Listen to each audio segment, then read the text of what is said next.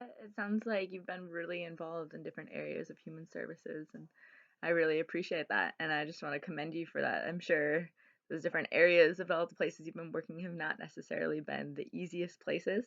These are the places that will probably continue to work as human services professionals, and it's an intense place to be working in the midst of the need of so many people.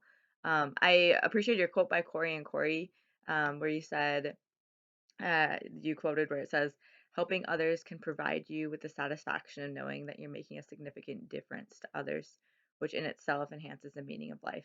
It is very true. It is really incredible how when we're helping other people, in turn, we feel that kind of reciprocal love and affection from those people, or from that satisfaction from what we're doing.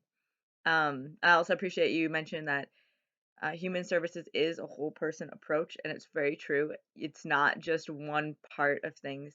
And I'd be interested to hear more in how you've seen it all come together between the social, economic, and political factors, because there is a lot that goes on behind it. So, um, I was really fascinated by your comments about in week one, where we were focusing on what makes a Christian counselor in Colin's book. And I know you asked like what actually makes you a Christian counselor versus a typical counselor. And I don't necessarily have like the end all be all answers for this, but I know that there are like licenses and certifications specifically for biblical counselors. Um, like, so there's that area where you are a biblical counselor, but then there's also just like I am a counselor. I'm not actually yet, but I am a counselor who is a Christian. So therefore, I am a Christian counselor. So, um, yeah, and when you quoted Collins and he says Christian counselors are committed believers doing their best to help others with the help of God. So that's a Christian counselor. A biblical counselor is a title specifically, and I'm pretty sure this is right, but a title specifically of someone who is um certified in the biblical counseling field, has that specific degree. But this must have been a really interesting course for you. As you said, you're not um, currently practicing Christianity yourself. You do not currently consider yourself a Christian.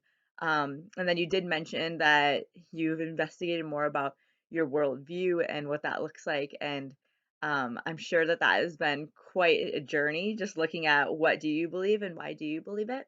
And you did say you currently don't consider yourself Christian. So I don't know if in the past maybe you did, and you've experienced some things that have led you to question it or believe otherwise. But I do want to bring up in McMinn's book, he was just talking about in the chapter of forgiveness that I was reading. He was talking about how it's become more popular now in secular types of counseling to incorporate forgiveness into counseling. But he said in the studies that they've done, they've realized that there's a significant difference between just forgiving someone kind of just out of your heart, but then forgiving someone in the grace and power that the Lord gives us, because he gave his ultimate demonstration of forgiveness when his son died on the cross. So I don't think that all the skills that are learned are for nothing if you aren't following the Lord currently. I think biblical principles are extremely foundational in everything that we do. Um, but it's true you're saying that you know that your worldview and how you look at the world, how you see things, is very important in how you facilitate counseling interventions. So that's really good that you're looking into that. And I bless you in that journey. I am really thankful that you're just so open and honest about it. And whatever that looks like for you as you're learning and growing and as you're taking these courses and exploring more about what does it mean to follow Jesus, like is that really something that I personally experience?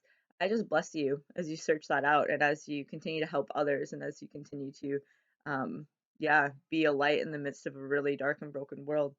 It can be really difficult, but I bless you in that journey. So thank you for what you do. Thank you for your heart and for how you share it. And blessings to you and your continuation of studies. Yeah, it's feel like there's a lot of really great things out there for you. So bless you.